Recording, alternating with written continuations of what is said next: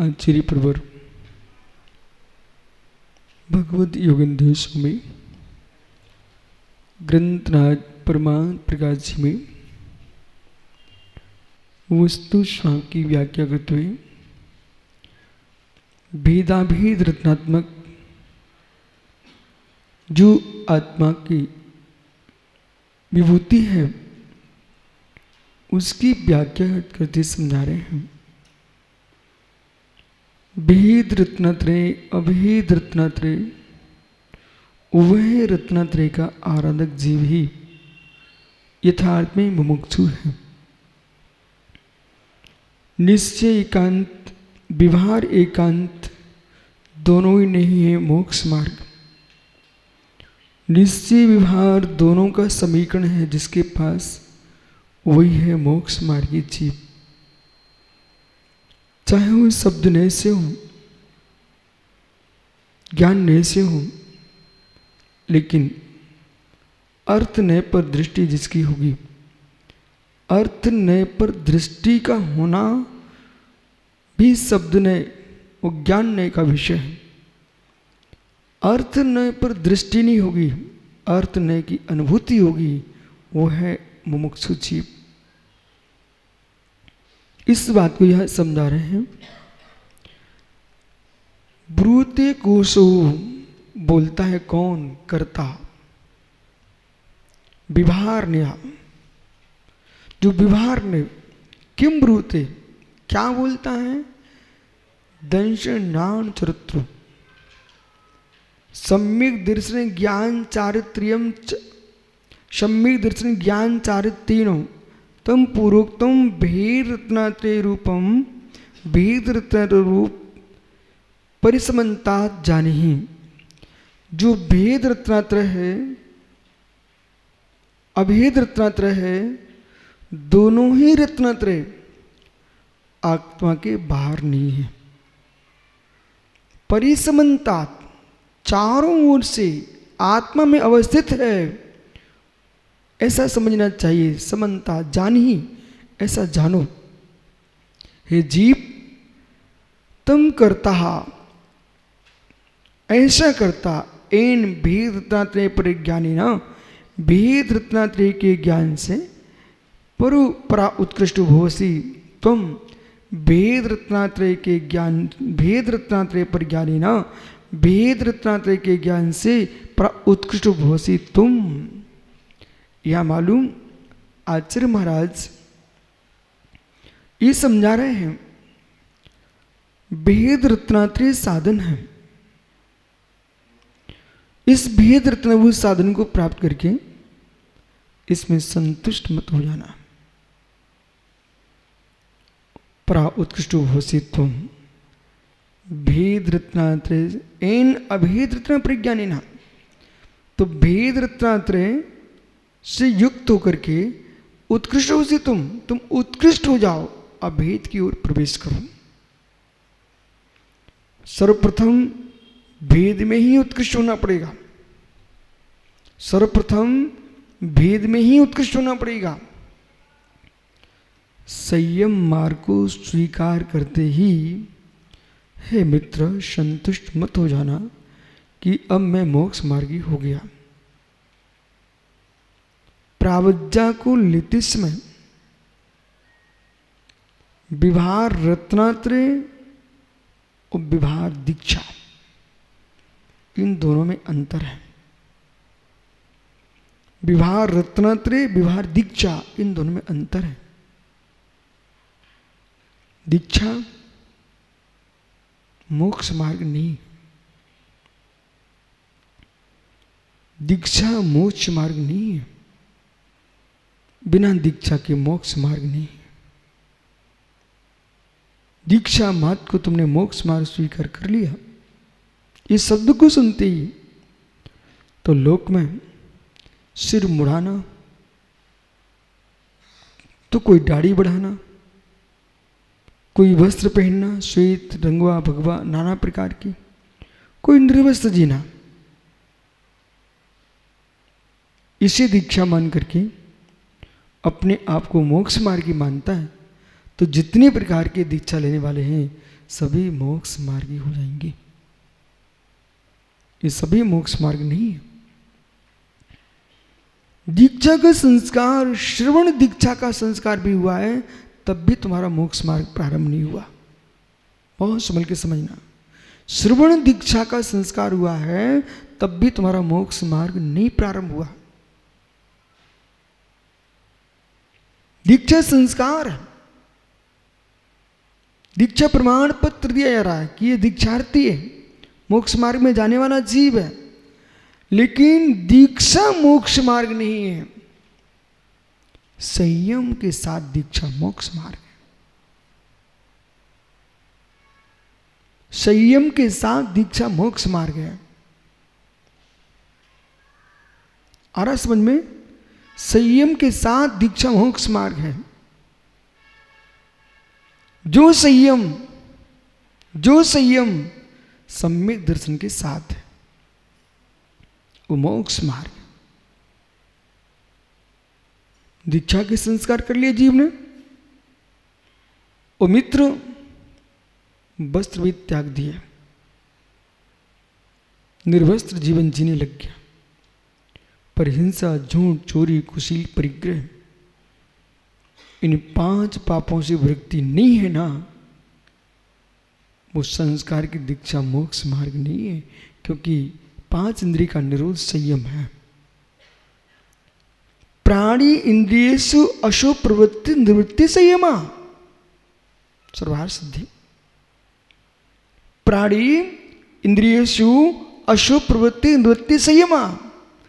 प्राणियों इंद्रियों के अशुभ की प्रवृत्ति की निवृत्ति होना, इसका नाम संयम है। और ये संयम द्वैतभूत है, समझो भूला, सरल नहीं है। संयम द्वैतभूत है। आप उत्तम संयम धर्म की व्याख्या करने वाले हो। संयम द्वैतभूत है। वो द्रव भाव तो बहुत दूर है, द्रव संयम द्वैतभूत है। द्रव संयम द्वैतभूत है मित्र। बोले कैसा? ऐसा 5 इंद्रिय मन, ये तुम्हारा स्वकीय नियंत्रण है। ये अपने आप को बस करना है। अपितु मैं यूं कह सकता हूं, निज की हत्या का त्याग करना, निज की हत्या का त्याग करना, ये तुम्हारा 5 इंद्रिय मन का वशीकरण का संयम है। ये स्वकीय हत्या का त्याग है। कुछ कहना किसी को? स्वकीय हत्या का त्याग है। बेजीव हिंसक हैं, क्रूर हैं, हत्यारे हैं, जो इंद्रिय मन को बस नहीं किए। क्योंकि बेहत्यारे क्यों आप बोल रहे हैं इनको? इसलिए बोल रहा हूं, इन विचारों को दुनिया पर दया दिखती है। निज की आत्मा इन पापों से बंधेगी और नरक में जाएगी, तो तुम हत्यारे नहीं तो क्या हो?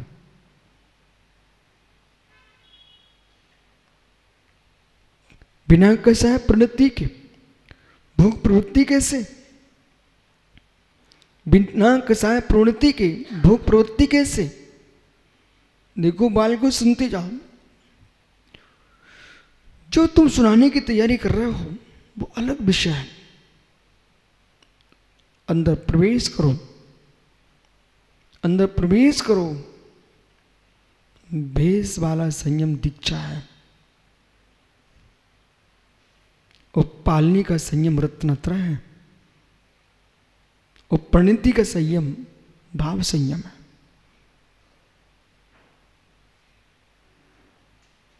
अभी मैं एक पक्ष की व्याख्या की। अभी सुख की इंद्रिय मन को बस नहीं कर पा रहा है,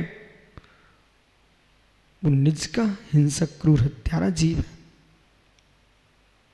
सुख की इंद्रिय मन को जिसने बस किया है, आत्म अहिंसा को प्राप्त किया।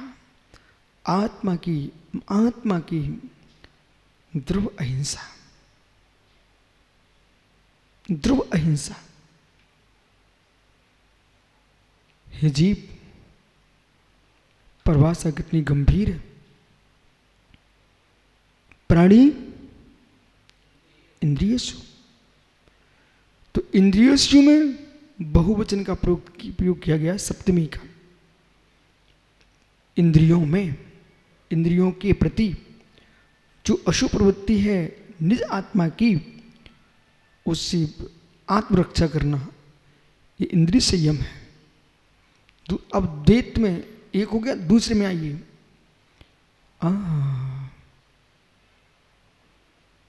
कितने लोग ब्रह्मचर्य का पालन करते हैं, लेकिन दूसरे की गर्दन को तलवार से उतार के फेंकने की बात करते हैं। सुब्रत सागर जी दक्षिण से उत्तर तक ऋषभ देव की निर्वाण भूमि तक लोग पहुंचे ब्रह्मचर्य का पालन करते करते, लेकिन जैनियों की गले उतारने से नहीं बचे वो।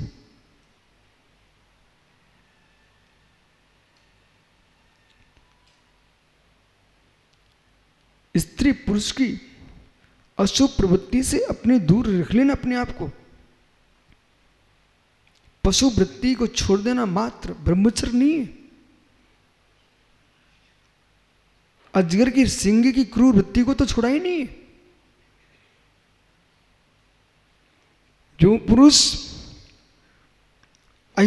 जो पुरुष ब्रह्मचर्य का व्याख्यान करता हुआ भी सांप्रदायिक हिंसा भड़काने वाला है, वो किसी प्रकार से संयमी नहीं हो सकता। बेटा बोले, मैं बेटा बोल रहा हूं भाई, भैया सुन, जिस दिन तेरे भीतर संयम होगा, असंयमी के प्रति भी हमारा असंयम भाव नहीं आएगा। असंयमी के प्रति भी हमारा असंयम भाव नहीं जगेगा। क्रूर के प्रति भी हमारी आत्मा में क्रूरता का जन्म नहीं होगा। बोला ज्ञान का विषय, आचरण का विषय, कसाय का विषय। सभी विद्वान मनीषी लोग यहां हैं। पंडित साहब, ज्ञान का विषय अलग छे उस समय ज्ञानावली क्रम का। ज्ञान और कसाय में एकत्व कैसा? ज्ञान कसाय में विभक्त भाव कीजिए। बोला भेद विज्ञान का अर्थ मानव लोगों ने क्या मान लिया है? आत्मा भिन्न है, शरीर भिन्न है। ये पागलों का भेद विज्ञान है इतना कहना। ये पागलों का भेद विज्ञान इतना कहना, ये तो मिथ्या दृष्टि कुलिंगी वही जानते हैं। शरीर को, आत्मा को भिन्न कुलिंगी भी कहते हैं। पंडित साहब, मैंने दुनिया के ग्रंथों का अध्ययन किया और नाना दर्शनों ने आत्मा को देह से भिन्न देखा, ग्रंथों में लिखा है। ये भेद विज्ञान नहीं है इतना। भेद विज्ञान का अर्थ होता है विवेक ज्ञान। भेद विज्ञान का तात्पर्य विभक्ति का ज्ञान। भेद विज्ञान से तात्पर्य एकत्व विभक्त चित ब्रह्म का ज्ञान। भेद विज्ञान से तात्पर्य शरीर को आत्मा से भिन्न जानने की बात सुनी सुनाई दुनिया सुना सकता है, बुली बुलाई दुनिया बोल सकता है। अब किसी भेद विज्ञान, मैं भेद विज्ञान, मैं मेरी आत्मबद्ध कर्म ध्रुवीकर्म, मेरी आत्मबद्ध नो कर्म, मेरी आत्मा में भाव कर्म, कषाय प्रणति, द्रविंद्री, भाविंद्री, इन सबको निज आत्मा से भिन्न देखिए।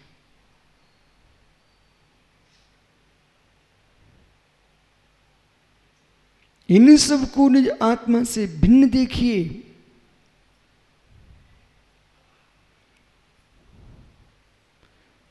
ज्ञान होने पर भी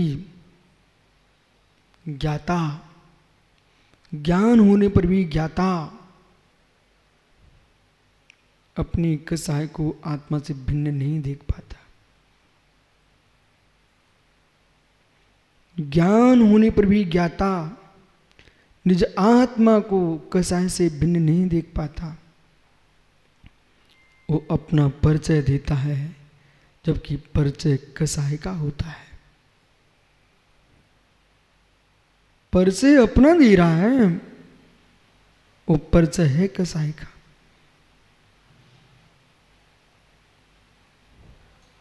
है कसाय का। पकड़ने में आया, पकड़ने में आया। परिचय अपना दे रहा है, परिचय है कसाय का। निज का सुखी परिचय किसी को दिया ही नहीं जाता।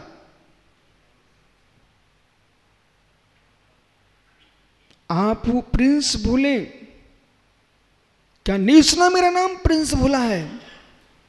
हाँ, सुन लिया है। ये तेरी कसाय का नाम है, बराबर। ये तेरी कसाय का नाम है। समझे नहीं हो? मैं उदयपुर जा रहा हूँ, वो क्या जोधपुर प्रवचन करने जा रहा हूँ, उत्तम क्षमा पर। हाँ, समझ गया। सुनाने जा रहे हो, प्रवचन करने नहीं जा रहे हो। सुनाने जा रहे हो, सुनाओ। बाह्य धर्म की प्रभावना हो जाएगी, चले जाओ। लेकिन जिस दिन प्रवचन करोगे उस दिन तुम्हारा मौन होगा।